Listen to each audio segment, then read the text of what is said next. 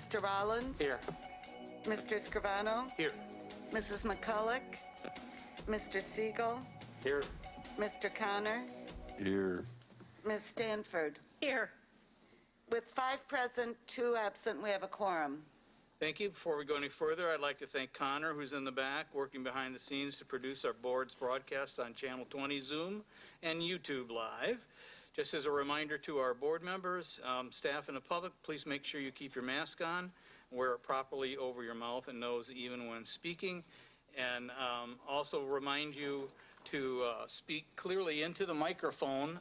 There is some difficulty sometime with a mask, and YouTube in particular, so if you will speak closely to your microphone, then we'll be able to hear everybody. So we will go ahead and get started on our discussion and presentation tonight. And I get to start, so if we could have slide 1.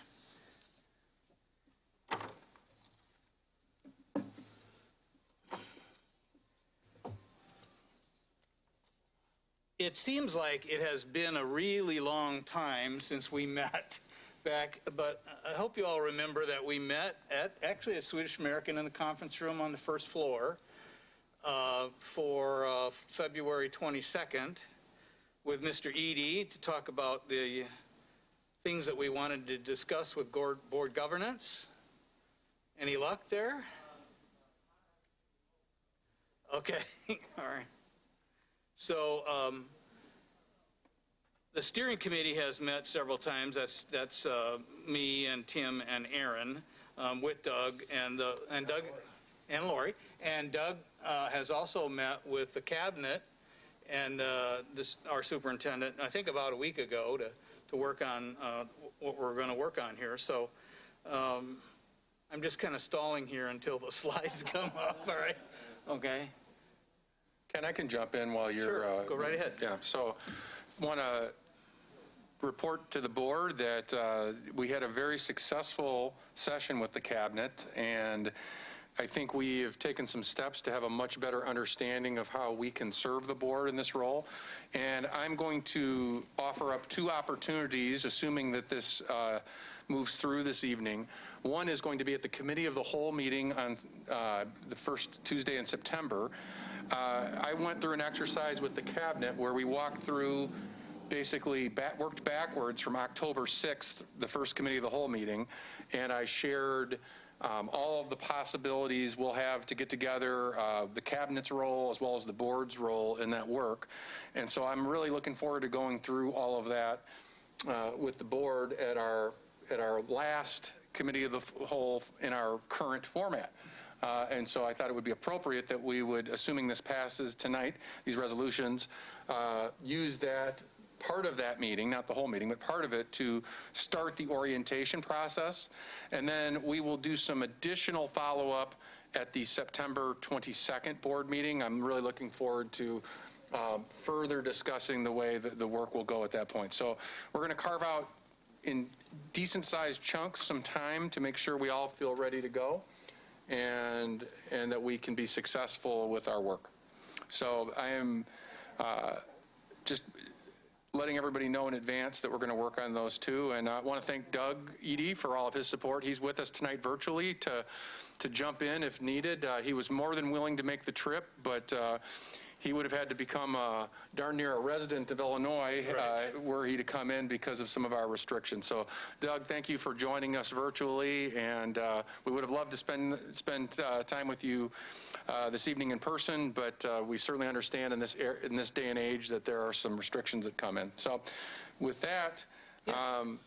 It looks like the slides are starting to come up. Okay. My filibuster, which I hope was filled with some actual valuable information as well, is over, and I'll turn it back over to Ken. I just kind of want to add, as an introduction that, for us in this board, in this school district, this is really groundbreaking work that we're about to embark on, and I'm really excited about that. I had some goals when I first got on the board back in 2011, and one of my goals was to improve the professionalism and how the board functions with leadership on the administrative side. And I think we've been doing a great job of making improvements And this will help us even get better. So I'm excited about that. So our work tonight is really intended to ensure that the board superintendent partnership is productive and healthy over the long run, take us to the next level of successful decision-making. And if you will jump to slide 4, Matt. There we go. These action recommendations are practical and affordable that we are presenting tonight. They are mainstream in the K-12 governance field. Next slide. The action recommendations will help to ensure that the board and superintendent partnership is positive, productive, and enduring. It affirms our commitment to playing a high-impact governing role that makes us a real significant difference in district affairs. So next slide is slide 6. These actions will help us employ well-designed standing committees for accomplishing our work and continuously develop our self-management capacity and accountability. Slide 7, these will also strengthen our engagement in strategic planning and operational planning for the budget development and meticulously manage our implementation of the recommendations, making sure that expectations of each recommendation are assured. So I'll turn it over to Mr. Rollins to start on slide number 8. And for action recommendation 1.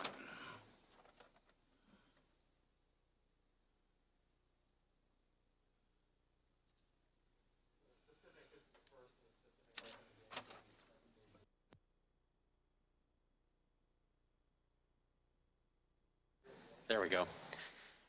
Too used to those Zoom meetings, I guess. Ensure that the board superintendent partnership is positive, productive, and enduring. This is the first of the actual specific recommendations.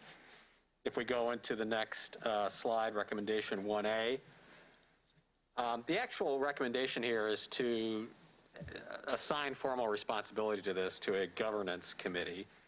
And the governance committee is the only one of the committees that is not a committee of the whole, although it's sort of close. It's going to consist of the board president and the chairs of the other 3 committees.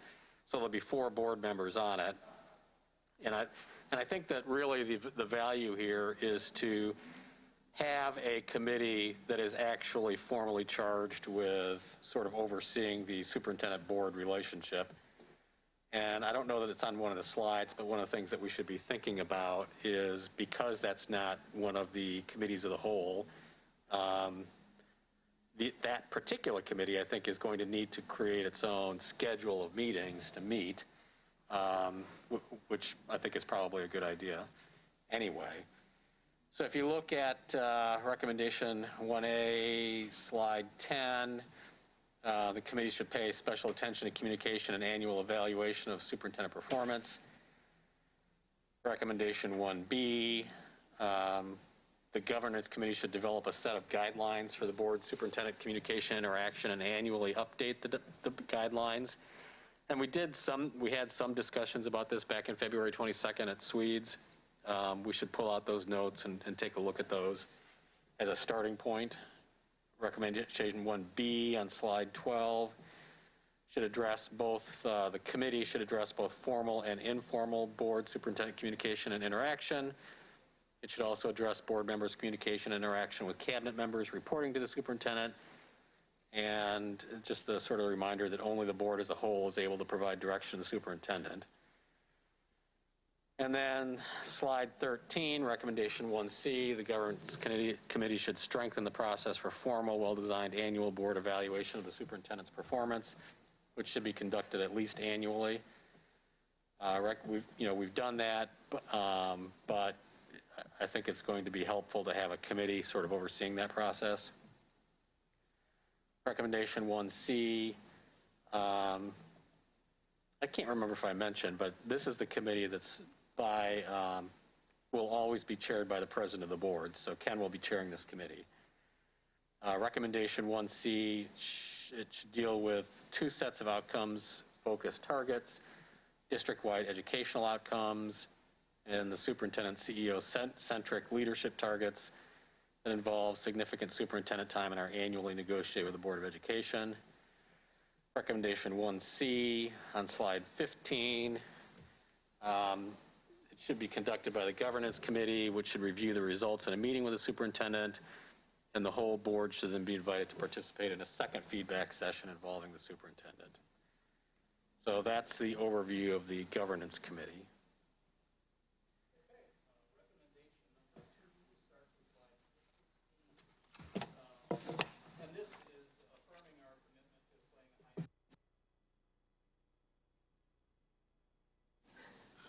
Start over.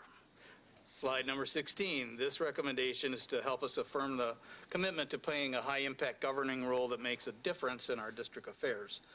So under 2A, update and clarify the Board of Education's governing role and functions by adopting a formal detailed board governing mission.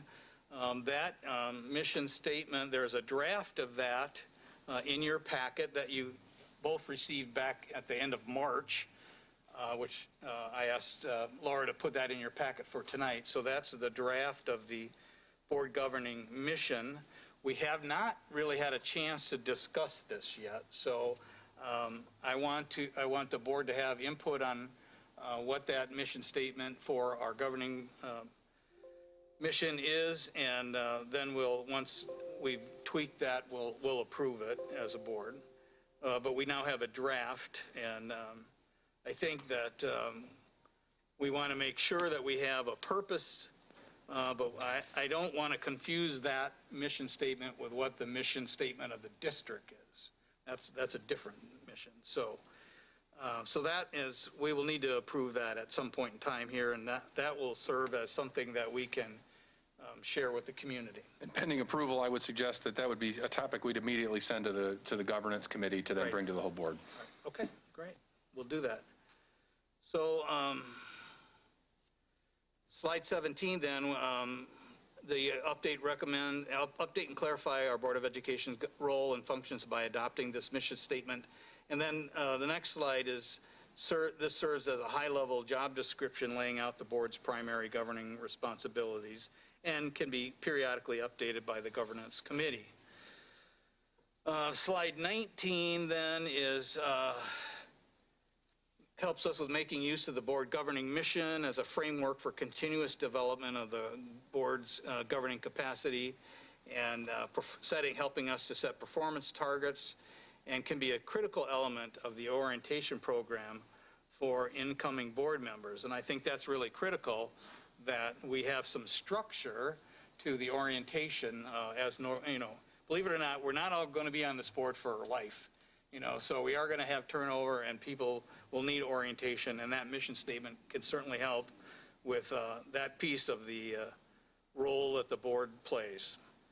And then slide 20, the mission statement can also be used as a public information and image building tool as a vehicle for explaining to the public and critical stakeholders what the Board of Education is all about, and will help foster public respect and support for the district and kindle interest in running for the board. So to me, that kind of fits with that personal goal that I had of trying to raise that level of professionalism. So we are now on to slide 21, which is recommendation 3. President Scrivano, Yes. are you going to pause for us to do any discussion, or are we just running through this? I was not planning on pausing. We can have discussion when we're done. Okay, so All you're right, going to if go you'll through hold the your whole question- thing and then, Yeah, okay. hold your questions till the end. So I think Dr. Jarrett, no, Mr. Rollins has slide number 21. Yeah, I got to turn the page here. Okay. So Tim will talk about recommendation 3.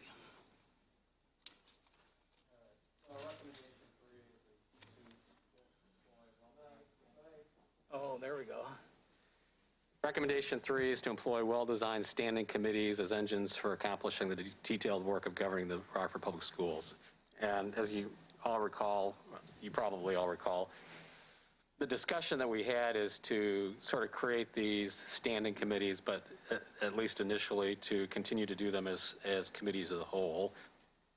So everybody on the board is on each of these committees. And I think the value of doing the committees is going to be sort of focusing our discussions on committee meeting nights around the 3 areas that the committees are responsible for. So standing committees will ensure that complex governing decisions and judgments receive adequate in-depth attention, hopefully make board meetings more productive, and provide board members with a satisfying governance experience. Let's just skip down to slide 25, recommendation 3A. So what we're talking about doing is we're going to take the committee of the whole session that we are currently scheduled for on the first Tuesday of every month and just divide it into the 3 separate committee of the whole components. So the 3 committees that are being formed are planning and development, performance monitoring, and external stakeholder relations. So then if you look at slide 26, there's a little bit of an org chart here just showing the committee structure.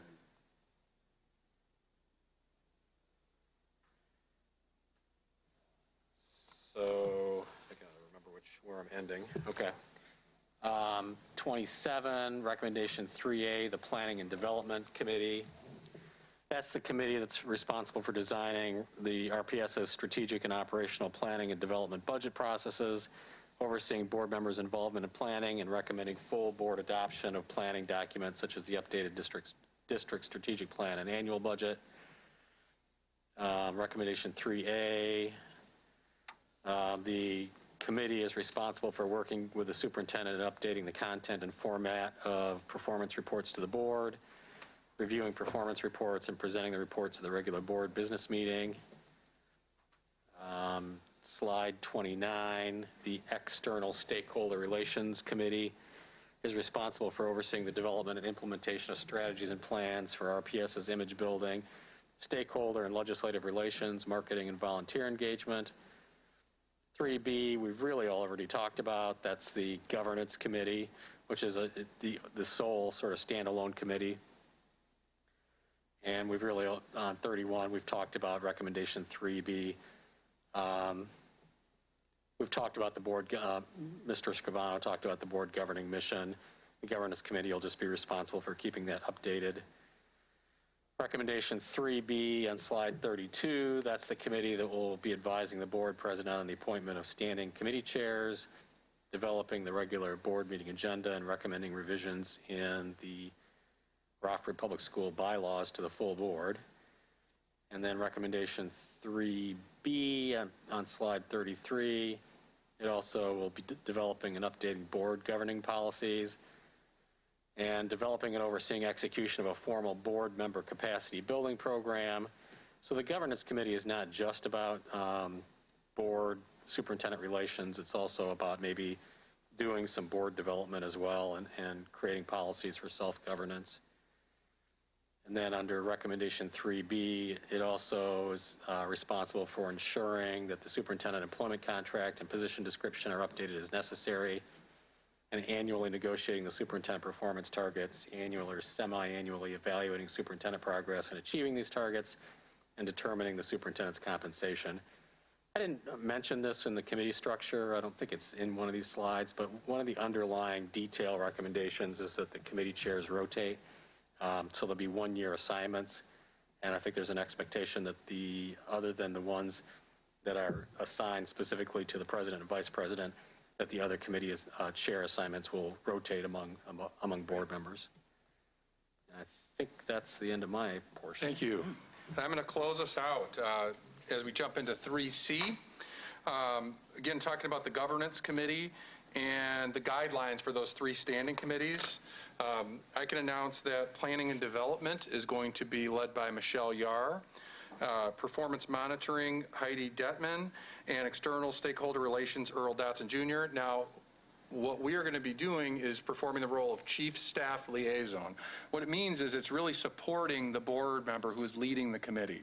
So this is someone who is going to be working side by side and supporting the board member who is named as the committee chair in that work. And the governance committee will again be made up of the board president, Lori Hoadley, who is going to be the person I've named as our governance is our person that is going to be supporting governance on the cabinet, and will serve as staff liaison in that way, in addition to the 3 other members and the 3 board members that have been selected. So there'll be a group that will be getting together along with me on a regular basis. And as I mentioned earlier, on the first meeting of September here, at our Committee of the Whole meeting, I'm going to walk you through what a whole month will actually tangibly look like. This is very high level right now, and this is very abstract. So what I'm going to be able to do on September 2nd is walk you through step by step by step by step what this would actually look like in our first month, so we can get a preview of that. And I think it was already alluded to, the best way to learn this is going to be by doing it. We're going to get everybody in place. We're going to go through a month. We're going to learn from that, and we'll work backwards from that first October 6th Committee of the Whole meeting, assuming we approve it. Other things about 3C, mentioned the board chairs. That's already been covered very closely. We've already talked about the vice president's role with planning and development, as well as the other committees, performance monitoring and external stakeholder relations. And Mr. Rollins did a good job of already talking about this. I really think it bears mentioning that when Mr. Eady had the opportunity to talk to the board, one of the things that his consultation with all the board members showed was there really is a desire for this board to have some rotating leadership opportunities. And I do believe that this committee structure will provide that with that 1-year term and the non-consecutive term concept. So I think we're going to have a chance to have multiple board members on an annual basis get new opportunities to lead, and I think that helps make our board stronger. I think that's really important. Continuing on beyond the rotation, talking again about how this is going to work, and this is going to be a big departure in the cabinet. We're really wrapping our head around this. You have to imagine that instead of some things going, and the Committee of the Whole meeting sort of serves as a third board meeting, or really the first board meeting of the month right now. What's going to happen differently with our committee structure is literally everything that we are going to cover in the month is going to flow through this committee meeting on the front end. It's going to be really heavy duty, and we're going to have about an hour per committee to do that. So we are going to obviously have a second chance to talk about the things that we want to spend the most time with, and the board chair is going to be working with the chief staff liaison to actually time out those meetings and say, okay, what do we want to spend our hour on? What are the things that we think warrant the most initial discussion? And then we'll also use our 2 board meetings each month for topics that need additional conversation and effort. So again, it'll make a lot more sense when we walk through this tangibly, but know that this is going to take some getting used to, that literally everything goes through. Now, there will probably be some exceptions in the sense that we won't know yet what the student discipline is for the month. We won't know yet about all the finalization of financial reporting. We won't know yet every detail of what's in all of the human resources. Those are 3 big exceptions that will come up in the board meetings. But essentially, what we're going to start doing a better job of is really knowing by early September or mid-September what the big topics are going to be for October. We tend now as an organization at times to do that when we're doing things really well, but at other times we can feel very reactive right now. We can be kind of, hey, it's Wednesday, let's hurry up and get things in for that board meeting. And I think the board can sense that when we get a little rushed. So one of the things I think is a really powerful component of this new committee structure is it really forces us to be forward thinking. It really forces us to plan things out. So I think you're going to really enjoy the fact that everything flows through this committee structure. It's going to take some real work at first to get used to, but I think it's going to really increase board engagement, because you're going to be part of co-planning those committee meetings and really getting a hands-on sense of what is coming to that board, planning out the times, et cetera. So looking forward to having a more detailed conversation in September about what that would look like, assuming this passes tonight. Ultimately, and I just want to reemphasize this, the chair is taking the lead. And one of the things that we don't do a lot of, Tim and Ken doing so much presenting tonight, is a little different from what we do. We did a little bit of this in our old committee structure, but one of the things I'm really excited about is board committee chairs are going to be very involved in many ways with co-presenting or at least helping to introduce topics that are being presented from their committee meetings. Obviously, staff is still going to have a big role, but that is going to be another part. Those chief staff liaisons are really in charge with making sure that the board committee chair is set up for success. Finally, as we get to the last few slides, the entire cabinet will come together to provide additional support for board reports. And again, I mentioned who is in those positions. Again, Lori Hoadley will be on that governance committee and helping to make sure the trains run on time. Earl Dotson Jr. will be external stakeholder relations. Heidi will be performance monitoring, and Michelle will be planning and development. And I think we'll hopefully be able to talk about the board members in those roles this evening. And again, emphasizing the fact that everybody, I think, over multiple years, assuming we go through this, at times we're going to be really working to rotate. So we think that we will increase opportunities for board members to be in leadership. And then finally, as we look at this, we're going to hit a fork in the road in about a year. And this was really going back to one of the final things we talked about way back before we were dealing with COVID, and we were thinking about board governance in the boardroom at Swedish American in the basement. We were thinking about, we weren't quite ready to go all in on full standing committees of the board yet. So we are continuing with our committee of the whole concept, and that may be what we decide to do. That's one possibility at the end of the year. Another possibility that I think we are going to look at is, do we want to at some point add more time for committees in the long run and even do full standalone committees? Not sure if that's where we're going to land. There's really no pressure on us one way or the other.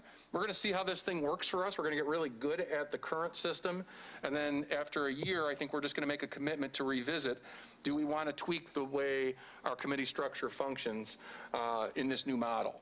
And do we want to maybe add more committee time and less full board meeting time? We may decide that the current structure is working just fine after we've lived in it for a year. So I anticipate there will be kind of a choice at that point. And the governance committee is going to keep a really close eye on that deadline, and we'll start thinking about that next summer. So with that, I want to turn it back over to Mr. Scrivano. Yep. I just want to go over the board chair positions. The governance committee is going to be chaired by whoever is the board president, which is currently me. So I will chair that committee for now, and then if that changes down the road, that will be whoever is the board president. The planning and development will always be chaired by the board vice president, which is currently Mr. Rollins. So he will be working with Michelle, and as Aaron mentioned, Lori Hoadley is going to be my chief staff liaison for the governance committee, and Michelle will be the chief staff liaison from the cabinet to be working with Mr. Rollins on the planning and development committee. The performance monitoring committee will be chaired by Jude McCulloch, and Mrs. Detman is going to be her chief staff liaison, and then the external stakeholder relations committee is going to be chaired by Mr. Siegel, and his chief liaison will be Earl Dotson Jr. So that is how we will start out the year with. Questions? Go ahead. Did you have something you wanted to add? No. Okay. All right. So now let's open it up for questions and comments and take it from there, and we'll do our best to answer questions and hear comments. So, Mr. Connor. Yeah, one of the suggestions is, as always, I hate bullets, you know that, because you got to count down, just FYI. So on the part that says monitors Rockford Public Schools educational and no, this is the exhibit. This is the mission statement? The mission statement. Okay, all right, okay. Yeah, sorry. So I should have said that. On the mission statement, bullet, whatever, talks about monitors, Rockford Public Schools, educational and financial. So I think we should at least consider, I would say 2 additional, and I don't know if there are more, but I think at least 2 which are standalone. One would be operational and the other would be legal. So that it might read monitors, RPS, educational, operational, legal, and financial performance, because those are essentially, from my point of view, standalone. they're not under financial, they're not under educational. So, Okay. again, I'm not saying those are correct, but I would suggest at least looking at those two. Okay, good point. The other ones, hang on, I got to go back to where I wrote my notes. Okay,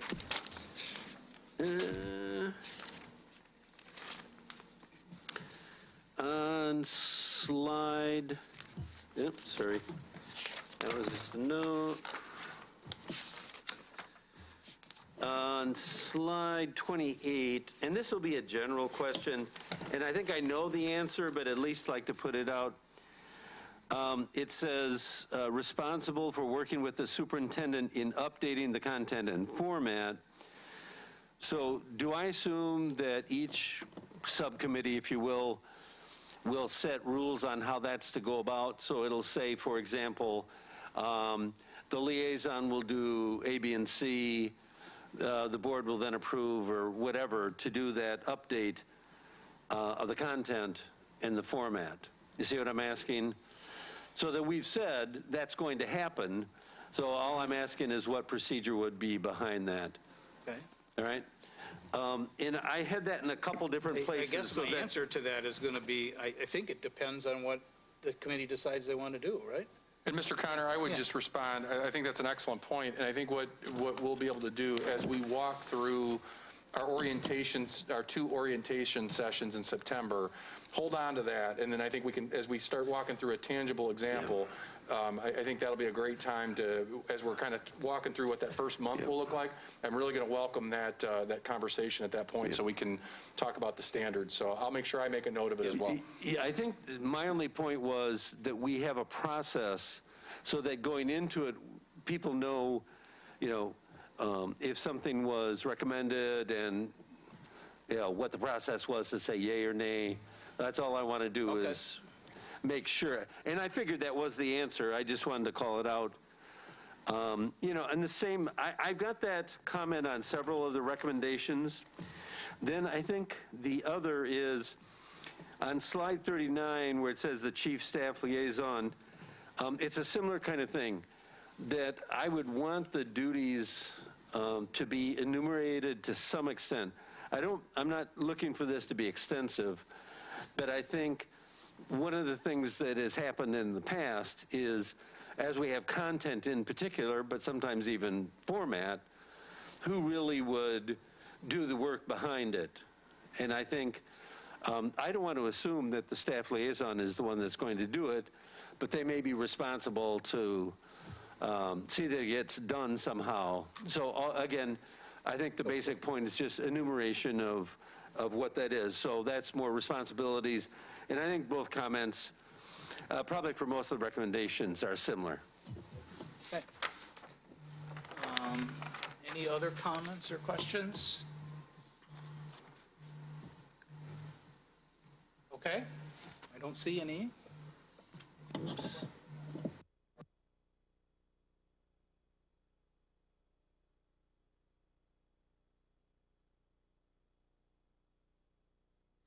So we're starting a new journey, and I'm very excited about it, and think we'll make good work out of the whole process. So the next thing on our agenda for tonight is the board adoption of the resolutions. So I'm going to read these resolutions and then one at a time and ask for a motion and a second and a vote.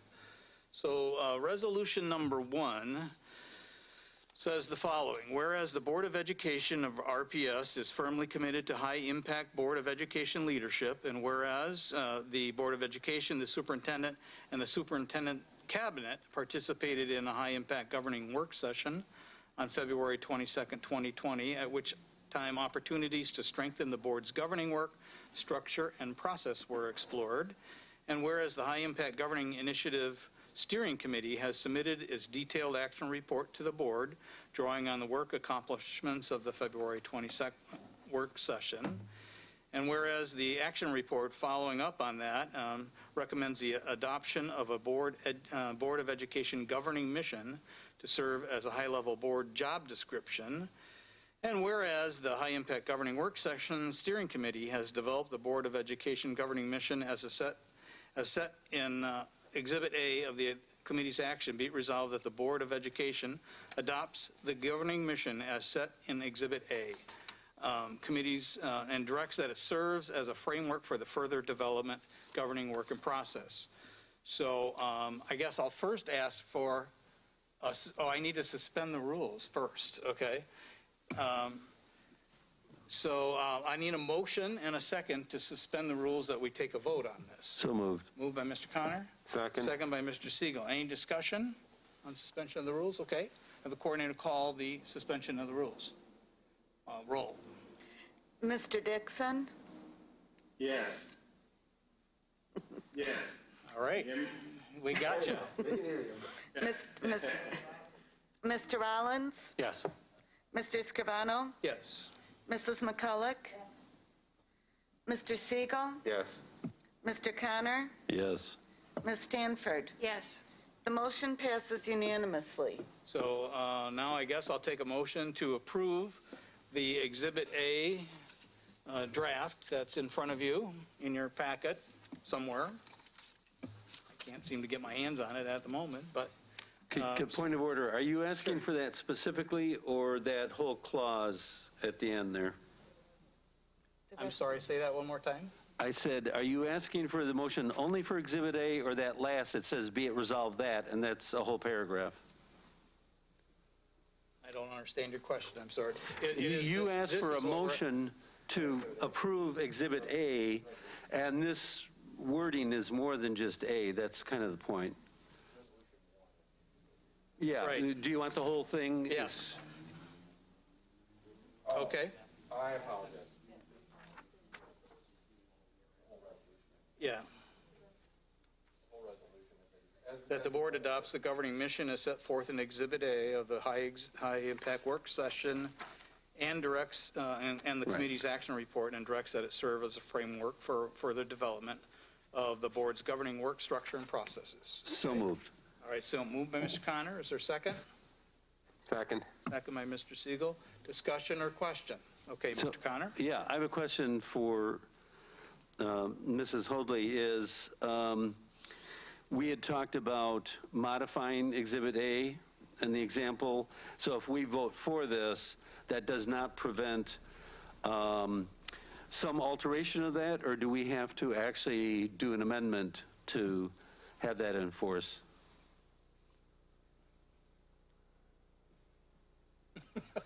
You got the trick microphone. Yes. Honestly, I'm lost Okay. because I know we needed a motion to suspend the rules to approve the resolutions. Okay, Right? and we did We that. did that. Right, but then you were talking about Exhibit A, unless Exhibit A is the resolution. No, But I have Exhibit A Well, it's Exhibit A. part of the language of the Exhibit A resolution. is the draft of the mission statement. Okay, yeah, so we weren't approving that, and that's what you had modified, is that correct, Mr. Connor? No, all I asked was, if you read the resolution, Ken, when he started, just said a motion to approve Exhibit A, and what I said Right, was, right. the actual language is more than that. Yeah, okay. So Right, we no, had a we're approving motion. the resolutions. Yeah, so the question really, I think you're asking is that, do we want to hold off on approving the mission Well- until we have a discussion about that? Or should we approve this draft? Right. And then modify it later, and Right. is that okay? Yes, you can, or you can move to amend the Right, but we don't resolution. have to amend it tonight, so we can Correct, think you don't about it. have to, Yeah, Right, we can approve the language and then revise Exhibit A. that's my understanding. Okay, yes. okay. Okay, All any, right, now I'm on the same page all as right, all of you. okay. Right, yep. Sure. Okay, any other questions or comments? All right, so we'll have a roll call on the approval of the resolution number 1.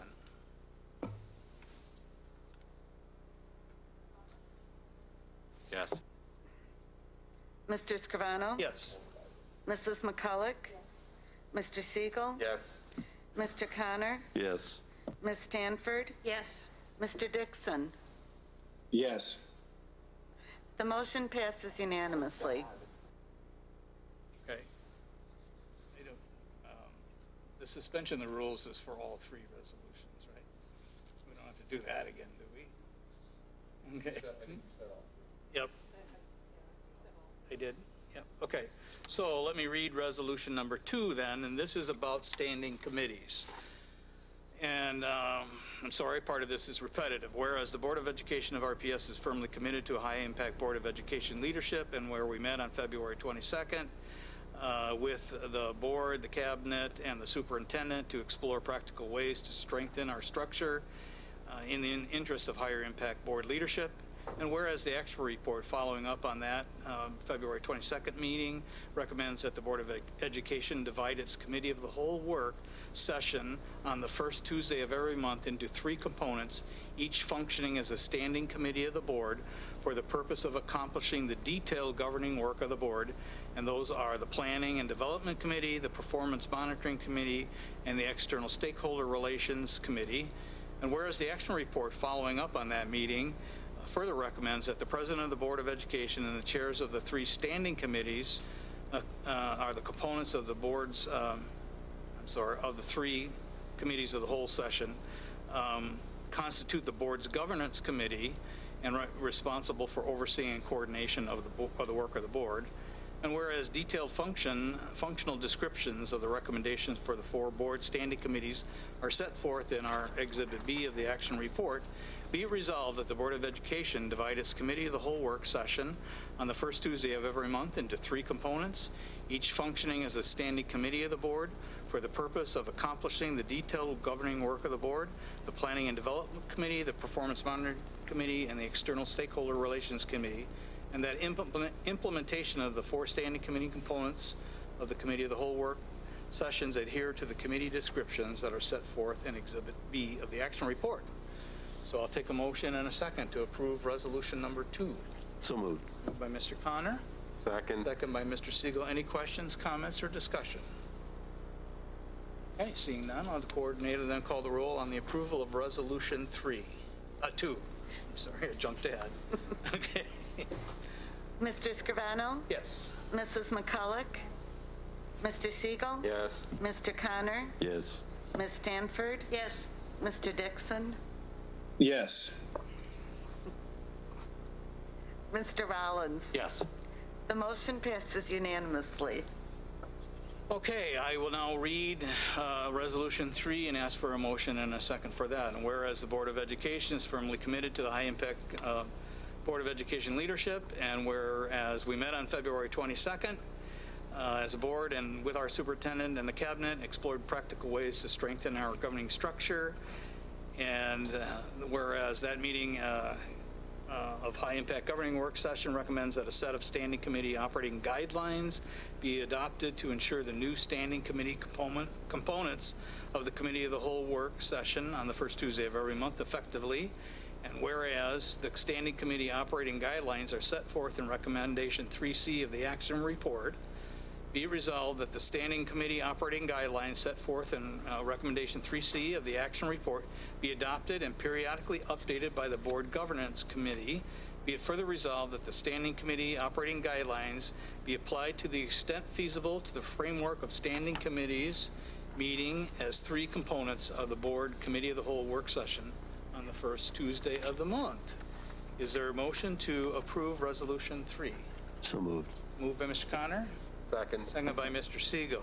Comments or questions or discussion? Okay, I'll have the coordinator then call the roll on the approval of resolution 3. Mrs. McCulloch? Yes. Mr. Siegel? Yes. Mr. Connor? Yes. Ms. Stanford? Mr. Dixon? Yes. Mr. Rollins? Yes. Mr. Scrivano? Yes. The motion passes unanimously. Any other agenda items for this particular session? I don't believe we have any public speakers for this session, so I will skip that part and we will take a motion and a second to adjourn. So moved. Moved by Mr. Connor, Second. second by Mr. Siegel. All those in favor say aye.